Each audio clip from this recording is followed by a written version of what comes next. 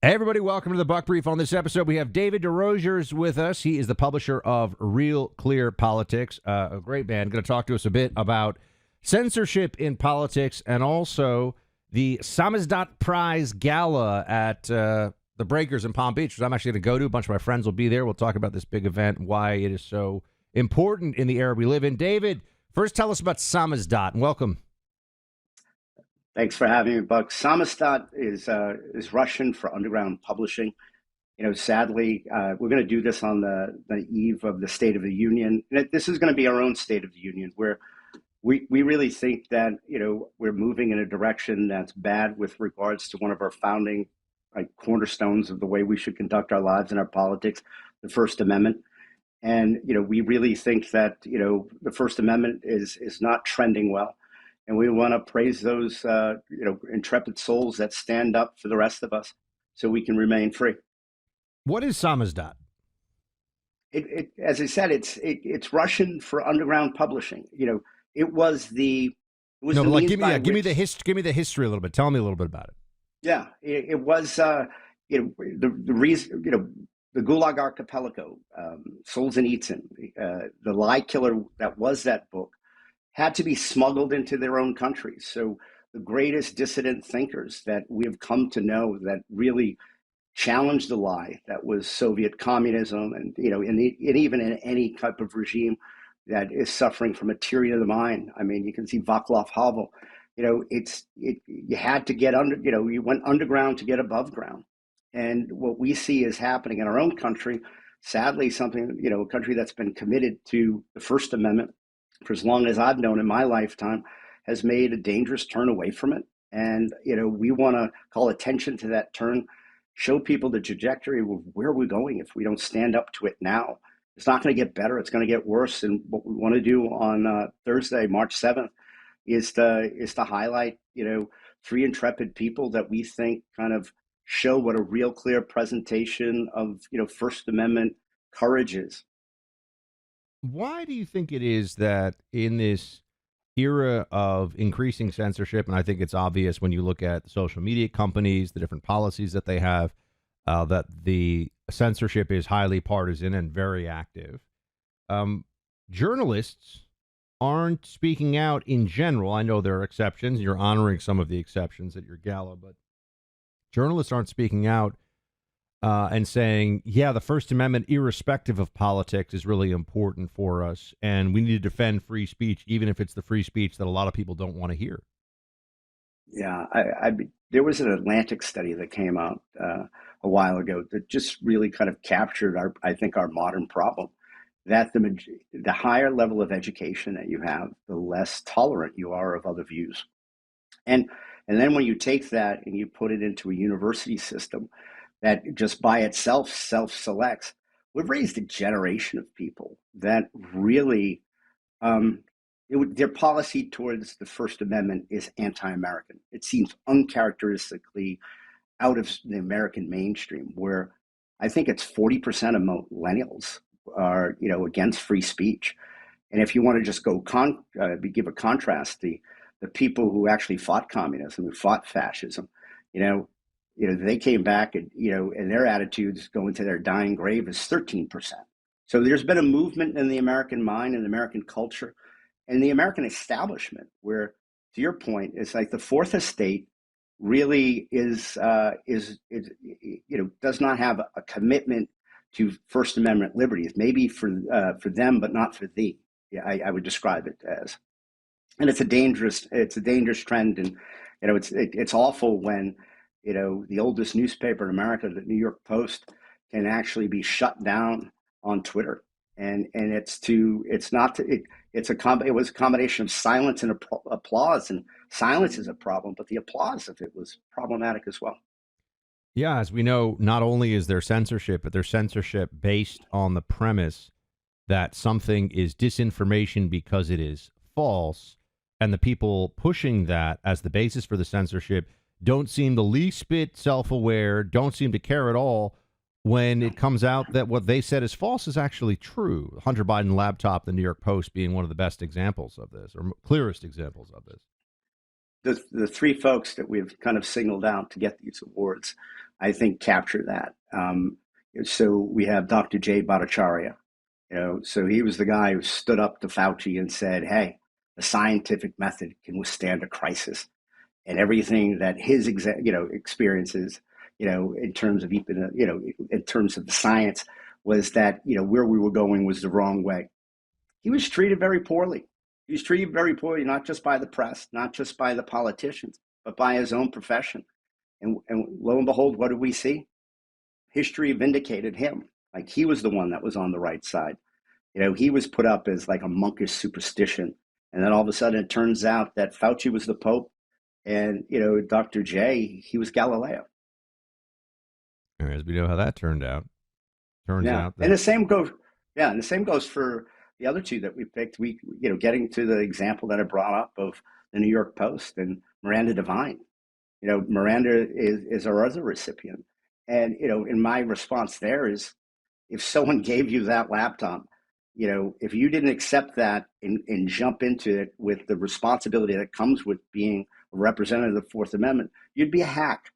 And the same for Matt Taibbi, the other gentleman who was receiving it. It's that, if you get invited into Elon's, Twitter, X now, if you get an invitation there and you get to look behind the veil, you see this alphabet soup of really, violations of the First Amendment. The government's not supposed to do it, regardless of whether a private company wants them to do it. They're not allowed to do that.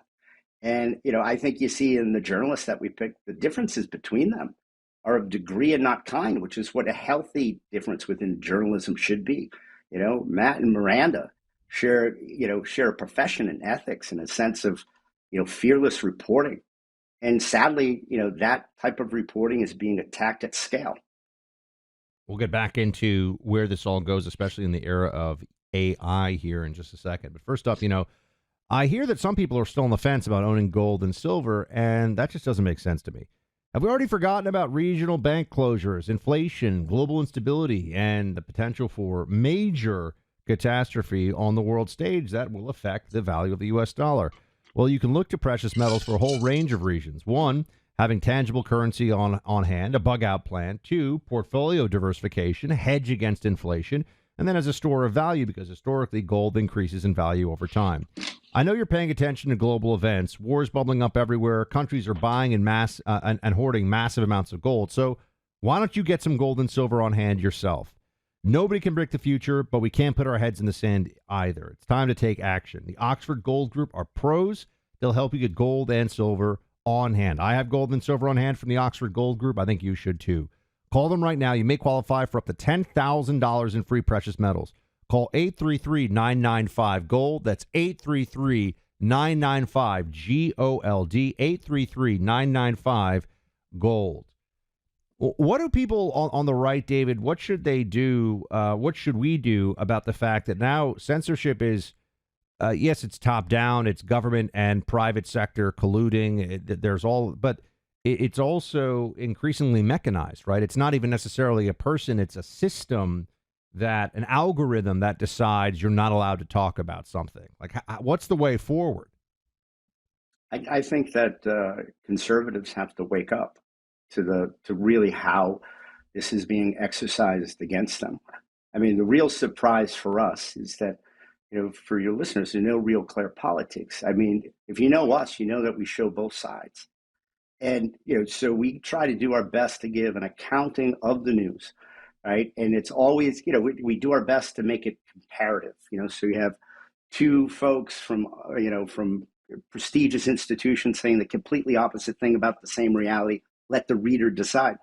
We found out in February of last year through some good reporting from Gabe Kaminsky that what happened was that there was our own State Department was part of an international funding group that gave money to companies whose purpose was to kind of really censor American viewpoint diversity.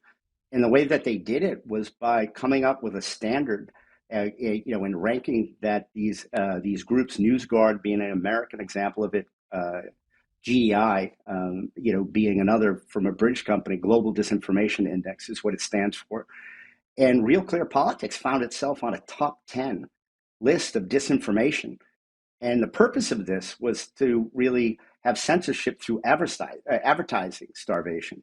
So if you have a media, if you have a flavor of the media, if you like Real Clear, if you like your show, you like any of the things that you take for granted out there as existing, they are behind the scenes being browned out through advertising starvation. So I think that this is, first of all, it's illegal for for our own government to do this. I think these companies that are going out and doing this, like NewsGuard and GDI, are bad. Soros has an effort called Check My Ads, that if you don't follow this advice, if you don't, feed on the diet that they want for media advertising, they go after the companies that are, involved in it. There is probably 60 public universities and private universities that are engaged in this. It's being funded by philanthropy. It's trickling down to everybody's schools. I mean, if you really want a cartographer of this kind of, censorship industrial complex, there's a gentleman, Mike Benz, out there. You put in Benz, you'll get a quick education to what's happening. But let me just first state it's that Real Clear was the only kind of centrist media, independent outlet on a list.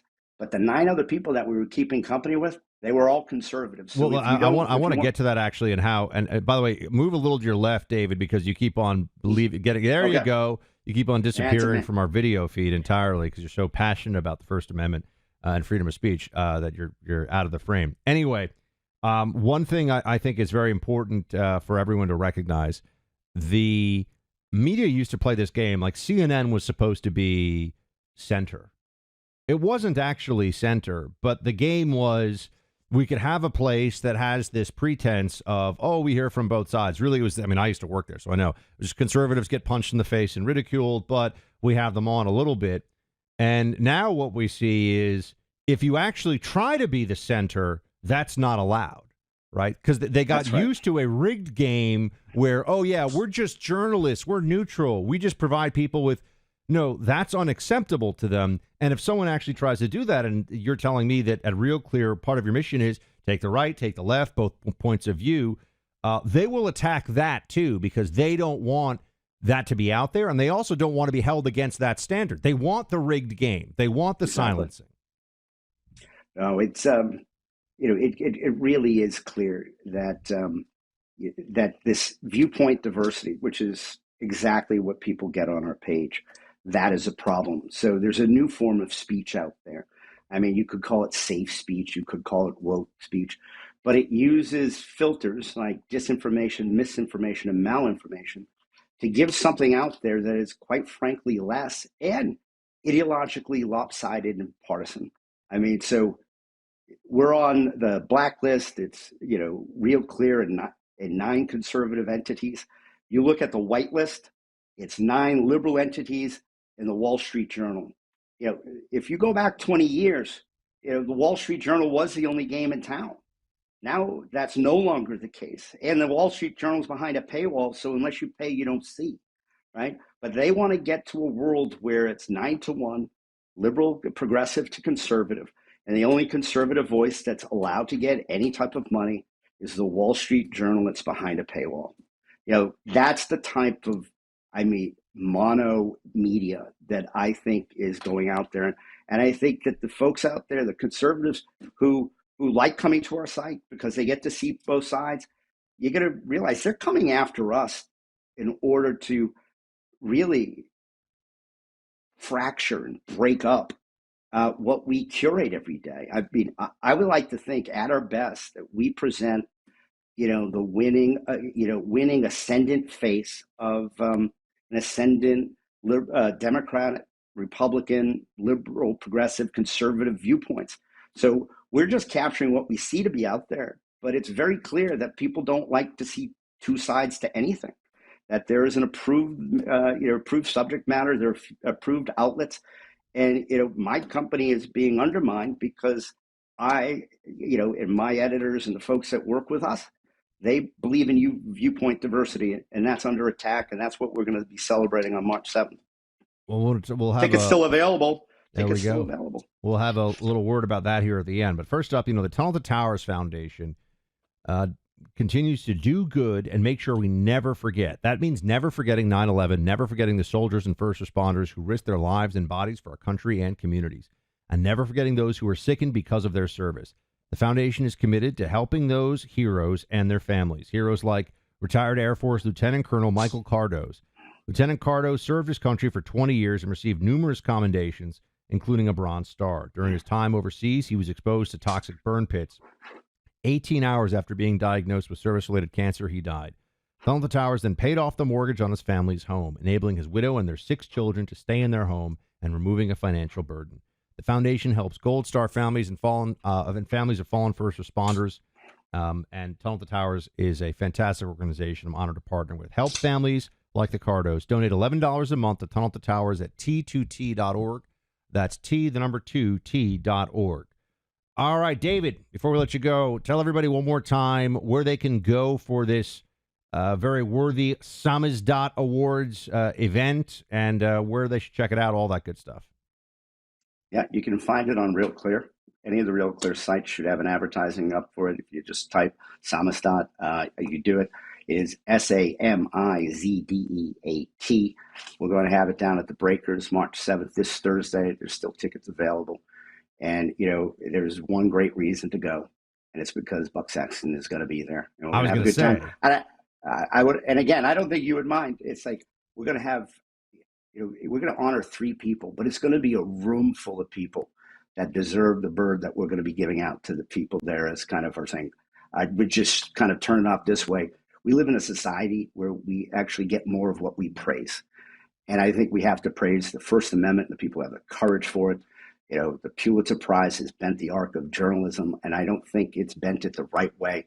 I think what we want to do is start something this week, stand it up, and hopefully over time, not only will we reward and praise the people who keep us free, we might actually not actually have to go underground and live in a Samizdat world. There we go. David DesRosiers of Real Clear Politics. Thank you, sir. I will see you Thursday. I hope other people go check it out. And if they're in the area or they want to be in the area for it, go get yourself a ticket. It'll be fun. Might see some. I have a couple of rooms at my house for my closest friends. There we go. Dave and Buck's fancy moves on the dance floor. Thanks so much, David. Good to see you. Thank you. Bye-bye.